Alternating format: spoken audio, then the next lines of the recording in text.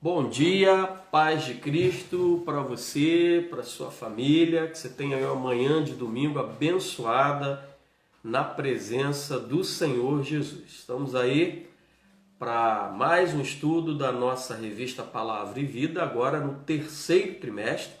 Lição 2, adversidade traz maturidade. Então é uma afirmação e nós vamos aí dar uma olhadinha o que a Bíblia nos fala, o que o autor propõe a partir desse tema.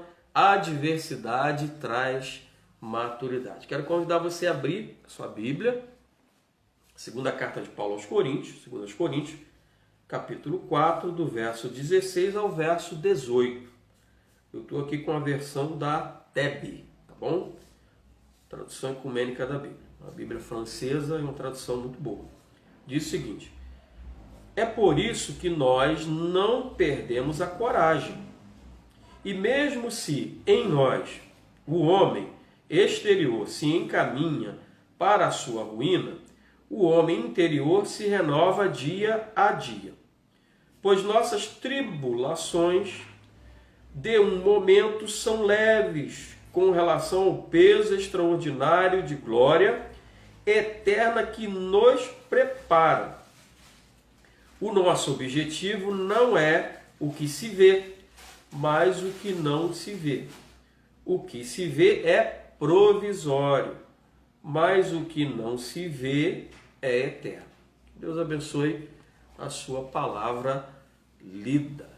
Então, Paulo ele expressa bem a tônica aí da sua caminhada, que é nas coisas eternas, naquilo que não se vê.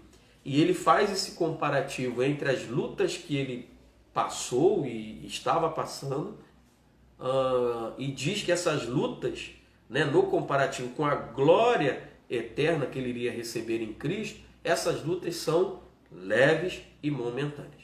Então a gente vai pensar um pouquinho sobre esse tema, diversidade traz maturidade, a partir da base desse texto aí, conforme o autor propôs, tá bom? Primeira coisa que eu quero pontuar para você sobre a questão da introdução, e aí falando propriamente dito da introdução, é que a marca da caminhada cristã é a esperança. É impossível traçarmos uma caminhada cristã nesse mundo de tantas adversidades, tantas lutas, né, de tantas oposições, se não tivermos alimentado a esperança no nosso coração. Nós estamos vivendo esse tempo aí de pandemia, né, do Covid-19, tem ceifado muitas vidas e vidas de pessoas caras para nós, né, queridos nossos. Talvez você tenha perdido um querido aí para esse estado aí de coisas aí do Covid-19, né, tem causado para a nossa sociedade. Mas a gente não pode perder a esperança, né? A esperança em Cristo, a esperança que aqueles que partiram com Cristo, um dia nós iremos encontrá-los e estaremos com Ele para todo sempre diante do eterno Deus, adorando o Senhor na eternidade. E essa esperança ela deve ser presente na nossa caminhada cristã. A segunda coisa é que, como exemplo, né, e o autor trabalha isso, nós temos o apóstolo Paulo.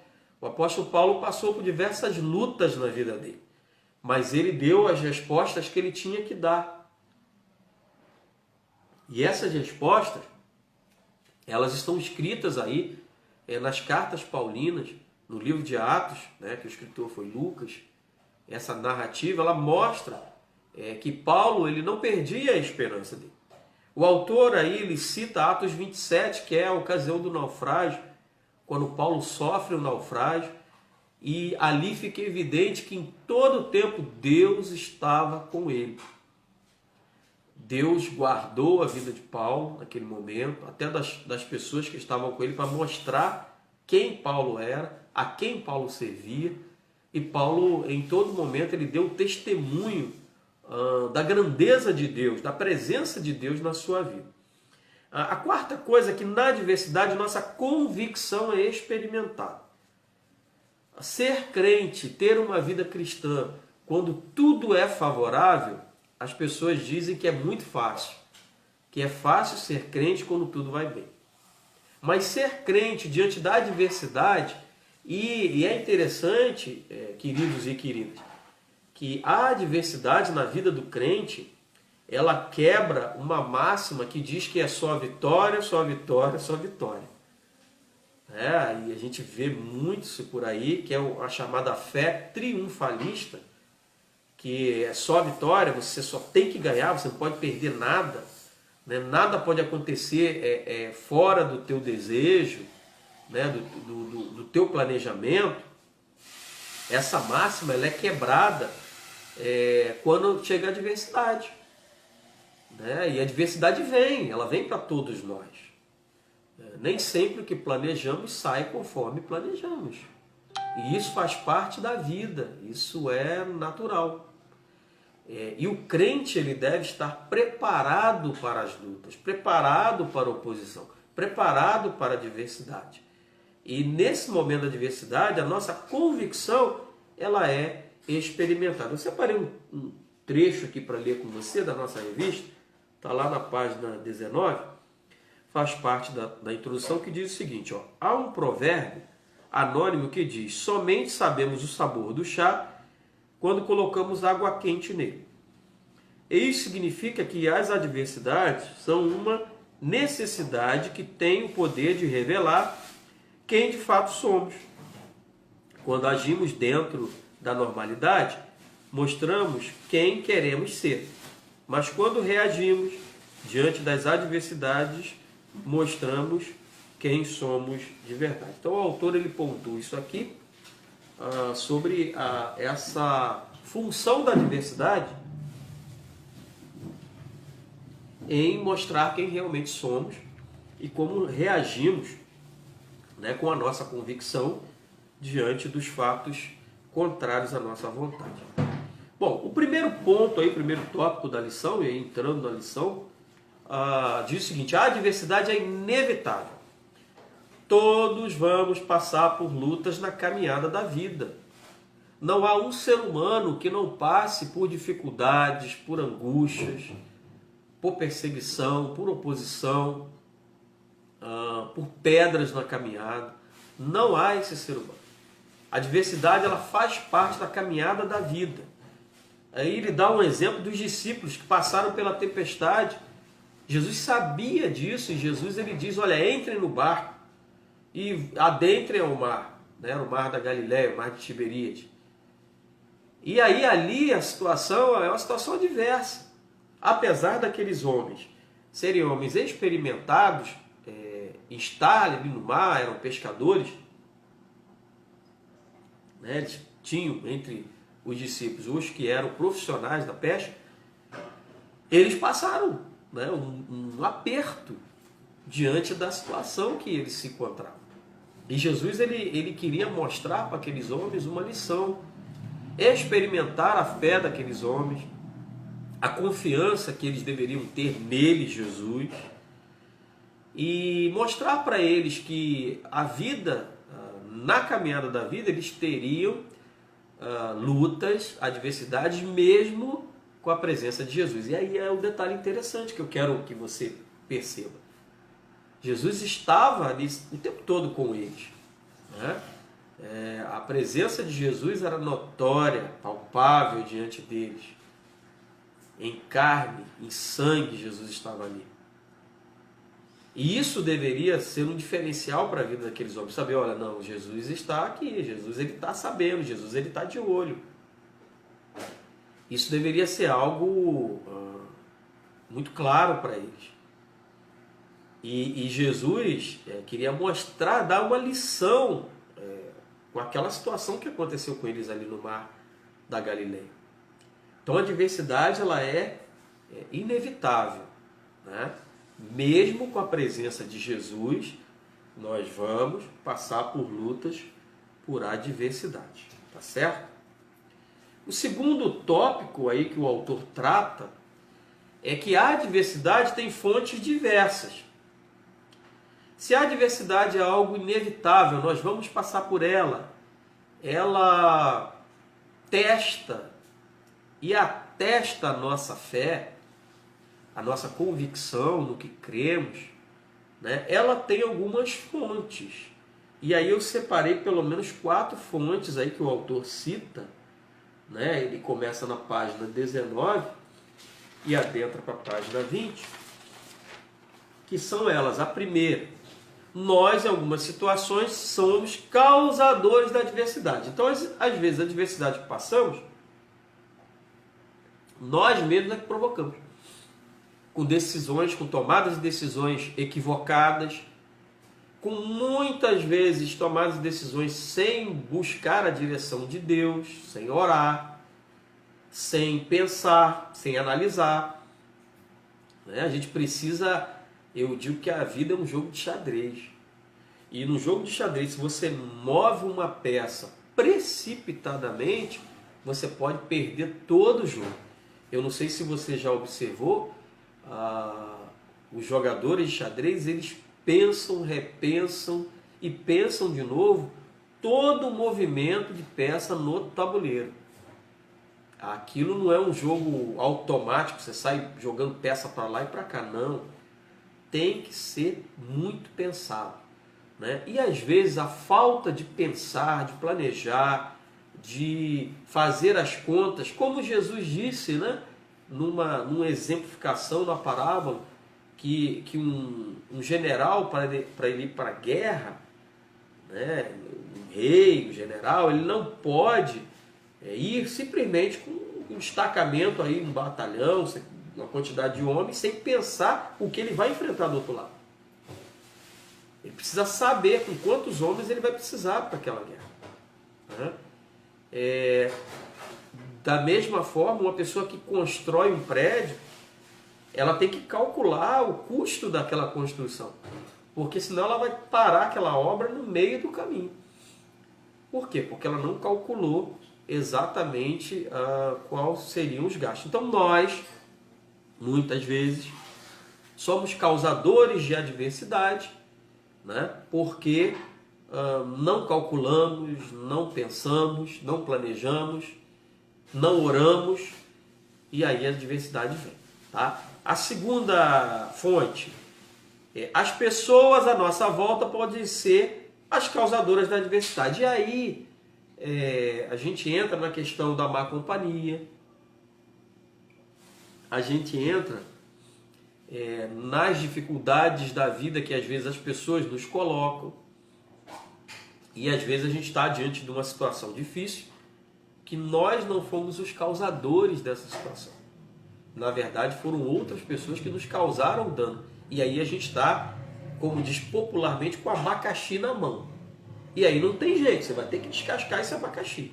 Você já deve ter passado por isso, eu já passei por isso, de ter uma dificuldade por causa de outra pessoa, né? E aquilo não fui eu que causei, né? Eu não gerei aquele problema, mas eu tive que resolver o problema, tá certo? Terceira fonte: Satanás pode ser o causador da adversidade. Esse aí está o tempo todo querendo puxar o nosso tapete. A Bíblia diz que ele anda ao derredor, bramando como leão. E se você observar o ataque dos leões, você vai ver que eles andam ao derredor da presa, né? Geralmente lá na África tem uma manada de gnus, de zebras, e eles andam ao derredor observando os mais fracos do rebanho. E aí eles fazem um ataque coordenado em cima do mais fraco do rebanho. Aquele que está mancando, um filhote, né? Geralmente o ataque do leão é assim. E Satanás, ele faz dessa forma. Ele anda ao nosso derredor, observando as nossas falhas, para que, através das nossas falhas, ele tenha a oportunidade de nos ferir, de nos atacar. E aí, muitas adversidades são causadas por Satanás. Quarta fonte: Deus pode permitir que passemos por adversidades. É aí permissão de Deus. Deus, ele permite isso, né, como prova. Deus não tenta ninguém, a palavra diz que Deus não tenta ninguém, mas Deus, ele permite provações, né? E aí a gente tem como exemplo, e o autor deu o exemplo de Jonas. Jonas, ele recebeu uma missão de Deus, o chamado de Deus, a direção de Deus, para ir pregar a palavra de Deus em Nínive, o arrependimento para aquela cidade. O que Jonas fez? Jonas fez o contrário. Ele, ao invés de ir para Nínive, ele foi para Tarso. E aí, nessa contrariedade da missão que Deus deu a ele passou por uma grande luta, uma grande adversidade, uma grande tempestade, que foi lançado ao mar, e um peixe, um grande peixe, né, a Bíblia diz que é um grande peixe, tragou Jonas. E Jonas passou por um momento muito difícil da vida dele. Quando você pega Jonas capítulo 2, você vê a oração de Jonas, e a narrativa da oração dele, você vê o tanto de luta, de adversidade que ele estava passando ali. Tá certo? Então, Deus ele pode permitir. Deus permitiu isso para a vida de Jonas para que ele pudesse retomar o caminho. Ponto 3. A adversidade é pedagógica. Ou seja, ela ensina. Ela traz ensinamentos. Então, ela traz alguns ensinamentos para nós. A adversidade. Primeiro, a adversidade nos coloca no nosso devido lugar. Nós estamos vivendo dias em que a humanidade ela tem sido assolada por um vírus que você não consegue ver, nem eu consigo ver, se não tivermos a ajuda de um microscópio. Né? Não conseguimos ver. Quer dizer, uma coisa ínfima em relação a tamanho. Mas que tem causado um prejuízo tremendo. Não só de perda de vidas, como também na economia mundial. E aí, diante disso, a gente vê como o homem ele é frágil, né? Como o ser humano que acha que é o Todo-Poderoso, muitas vezes, ele é o que a Bíblia diz, pó. É uma erva que nasce pela manhã, passa o dia, no final do dia ela seca e murcha. Um vapor, e naquele tempo bíblico subiam muitos vapores da terra. Um vapor que está ali se formando e vem o vento e dissipa esse vapor. Esse é o ser humano. Então a adversidade, a luta, ela nos coloca no nosso devido lugar, de saber que somos pó. Eu destaquei aqui um trechinho no primeiro parágrafo que diz o seguinte: o mundo se percebeu impotente diante do coronavírus e a soberba humana foi quebrada. No Salmo 8, após ressaltar a grandeza de Deus, o rei Davi indaga: quem é o homem para que te lembres dele? Salmo número 8, verso 4. Isso significa que não podemos confiar em nós mesmos. Ele cita aqui Jeremias 17, de 5 a 7, onde Jeremias trata isso, que o homem não deve confiar nele mesmo. Bom, a segunda lição aí, como a adversidade ela tem esse efeito pedagógico, é que a adversidade nos faz compreender a realidade do mal. O mal existe. O mundo não é feito de flores e de nuvens branquinhas como algodão, né? De coisas perfeitas. Não. Existe o mal. E o mal ele tenta nos tragar o tempo todo. E nós precisamos estar atentos a isso, queridos. Os pais precisam estar atentos ao que os seus filhos têm observado na rede de internet, porque há maldade aí. O que os seus filhos têm recebido de literatura na escola, porque muitas literaturas têm entrelinhas padrões que não são padrões bíblicos, que não é ensinamento bíblico, que vai a contrário ao ensinamento bíblico, e a maldade também está aí. Desenhos na televisão, que são desenhos que têm também uma conotação por trás daquilo. Até propaganda, gente, de televisão, você vê uma propaganda de um produto de beleza, de higiene pessoal, você tem ali flashes, né, que mostram padrões, principalmente com relação à família, que não são padrões bíblicos, que são padrões contrários à vontade de Deus, à direção de Deus, ao que Deus ensinou, ao que Deus fez. Né? Por quê? Porque o mal, ele está presente nesse mundo. Tá certo? E a luta, a adversidade, essas oposições, elas nos fazem compreender essa realidade. O terceiro aspecto, né, sobre a adversidade ter essa função pedagógica, é que a adversidade nos ensina a depender de Deus. Há muitas situações, queridos e queridas, que nós não damos conta. Aquilo que nós damos conta, nós temos que fazer, tá bom? Deus não vai fazer o que você tem que fazer.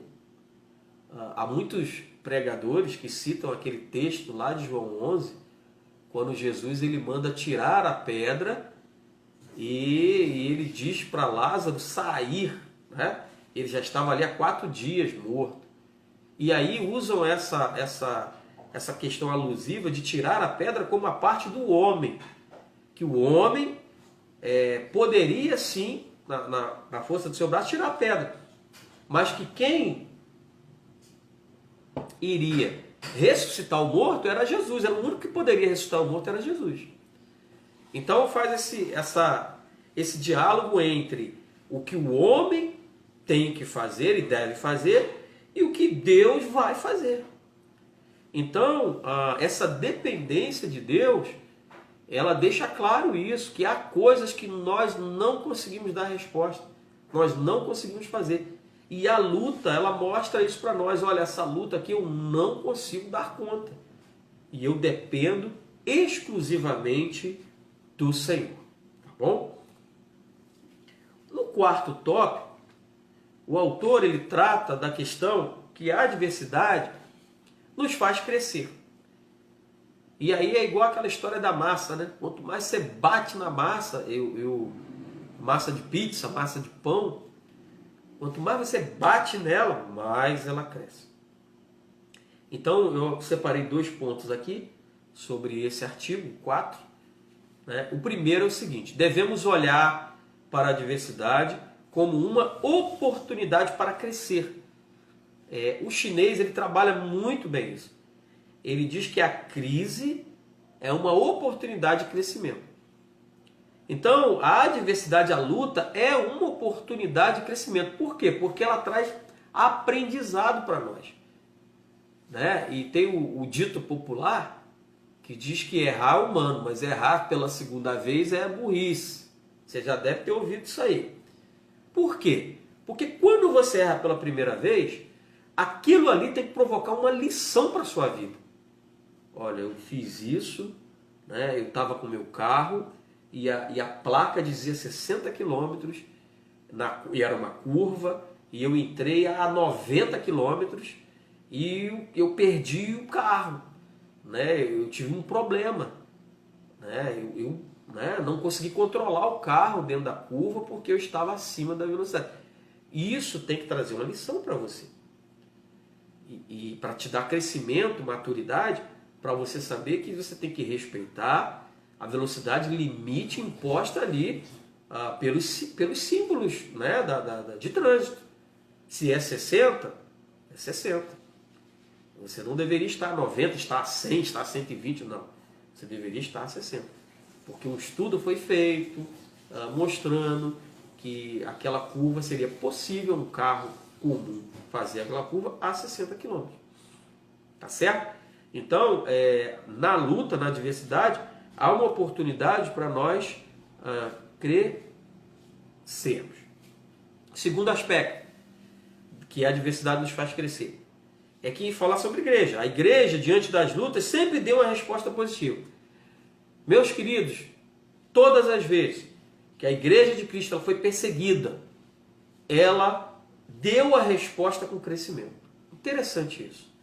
A igreja foi caçada, foi fechada, os crentes atacados, mortos. E isso aí, o livro de Atos ele narra bem, né, acerca dessa situação.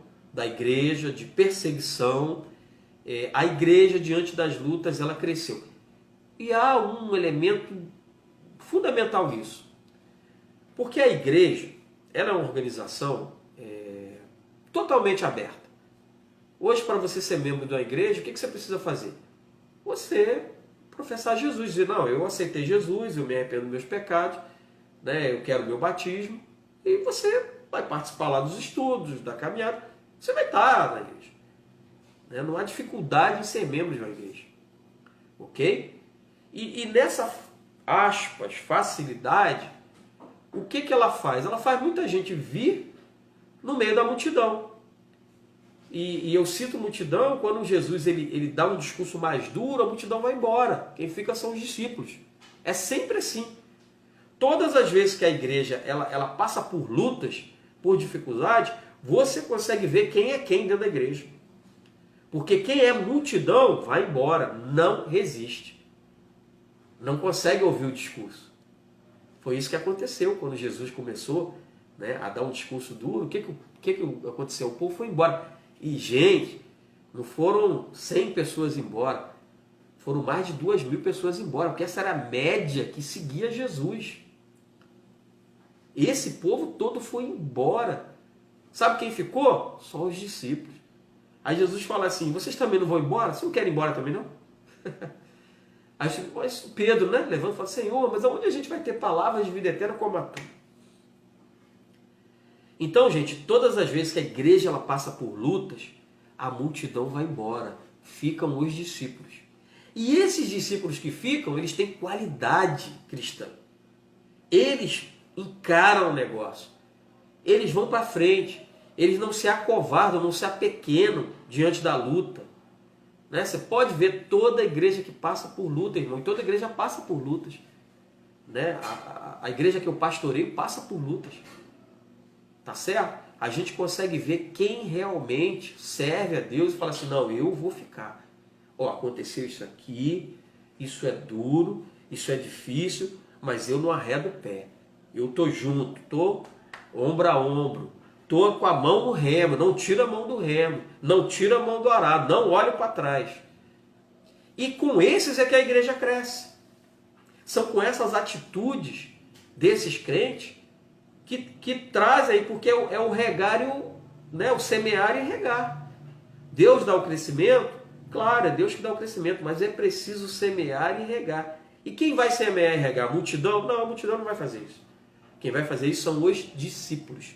Então, todas as vezes que a igreja ela passa por lutas, ela dá uma resposta positiva. Ela cresce. Foi o que aconteceu com a igreja do primeiro século, com a igreja dos apóstolos, e que foram perseguidos, mas a igreja ela prosseguiu na sua marcha triunfante. Ela levou o evangelho e o evangelho chegou para você e para mim. Olha só o efeito desses homens. O que os discípulos fizeram? Chegaram o evangelho para nós, aqui no Brasil. Aquilo começou lá em Jerusalém e chegou aqui para nós no Brasil, por causa da perseguição. Muito bem. Para pensar e agir, coloquei uma interrogação aí porque são 4 perguntas que o autor colocou para nós. Então vamos dar uma olhadinha. Primeira, por serem imprevisíveis, como você se prepara para os dias da adversidade? E aí? Como é que você se prepara? É imprevisível, pode chegar a qualquer momento. Segundo, o que fazer para que as adversidades não nos afastem dos nossos compromissos espirituais? Como é que você faz? Veio a luta. Como é que você faz para isso não te afastar dos teus compromissos espirituais? A tua prática de devocional diária, de leitura de Bíblia, de oração, de jejum. Né? A gente precisa aprender a lidar com isso. Terceiro, qual o valor das promessas da palavra de Deus nos dias da sua calamidade? E aí a gente vê se a gente crê mesmo nas promessas ou não. Se as promessas são vivas no nosso coração ou não, é no dia da luta, da adversidade, da calamidade, no dia da oposição. Quarto e último, pergunta, se todo mundo, crentes, incrédulos, estão sujeitos aos sofrimentos, qual é a vantagem de servir a Jesus? Qual é a vantagem que eu tenho em servir a Jesus se o ímpio vai passar, não serve a Jesus, está aí numa vida que não está nem aí para nada, mas ele passa por luta, mas eu também passo. Qual é a vantagem então que eu tenho em servir a Jesus? Qual é a diferença? E há uma diferença aí. A gente passa por luta, mas passar por lutas com Jesus é muito melhor do que passar sem Jesus. E tem um ditado que diz popularmente, no meio dos cristãos, que com Cristo no bar, tudo vai muito bem. Eu espero que eu tenha conseguido aí acrescentar algo para você na exposição dessa lição. E o meu desejo é que você realmente, diante das lutas, tenha maturidade. Atinja a maturidade através das lutas e tenha aí um crescimento cristão na tua vida. Que Deus te abençoe, que Deus te proteja, que Deus te guarde. Logo mais às 19 horas, nosso culto online. Conto com a sua presença.